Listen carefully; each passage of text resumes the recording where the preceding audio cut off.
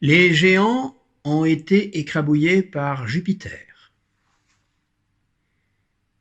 Et des rivières de leur sang bouillonnant, la Terre a fait naître une race nouvelle d'hommes et de femmes.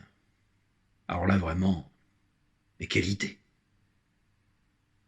Que pouvaient devenir ces êtres nouveaux ainsi nés, sinon des viandards invétérés qui sacrifieraient la paix pour une simple côte de bœuf ou un veau maringot? La terre se mit à ressembler à un infernal ragoût, mijotant sans cesse des guerres et de massacres terribles.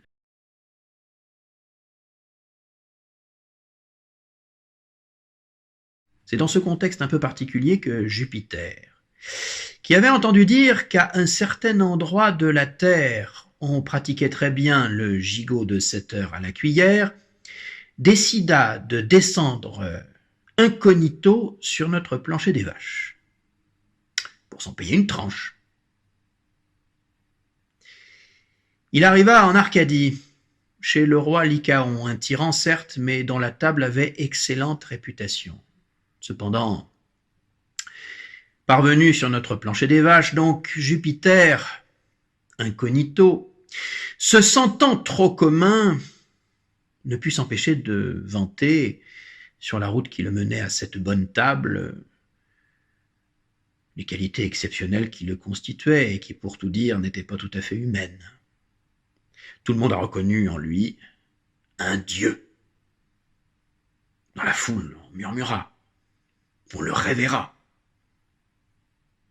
Lycaon, ayant eu vent de ce gueux ignorant du savant qui se prenait pour un dieu, décida de l'inviter à sa table pour s'amuser un peu, oui, lui jouer un petit tour à sa façon, allait lui procurer quelque plaisir.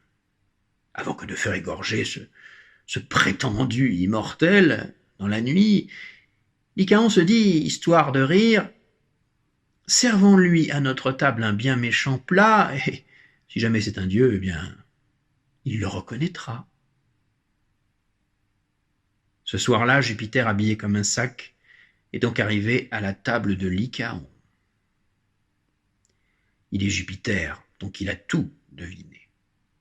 Il attend que Lycaon lui fasse servir les abattis rôtis d'un pauvre jeune homme qui venait, Jupiter en était insupporté, d'être sacrifié. Lorsque le plat est arrivé devant Jupiter, lorsque ce magma infâme s'est présenté à son nez, Jupiter a regardé Lycaon et lui a dit « Ça va être dur de le découper à la cuillère. Je suis personnellement partisan des cuissons à basse température. Enfin, la plupart du temps. » À ce moment-là, Jupiter déclencha sa foudre. 30 000 degrés. Lycaon, ayant très très très chaud aux fessiers, s'enfuit de son palais écroulé. Croyez-vous que Jupiter condescendit à le suivre? Non, il avait sans doute mieux à faire. Le sort de Lycaon, de toute façon, était d'ores et déjà scellé. Lycaon lui poursuivit sa route, sa course à fuite éperdue en hurlant, répandant un peu partout son odeur de cochon grillé. Oh, trompeur odorat!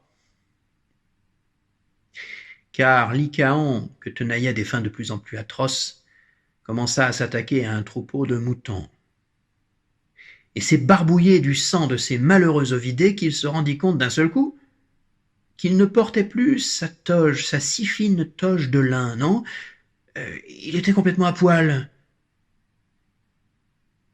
À poil de loup, bien sûr.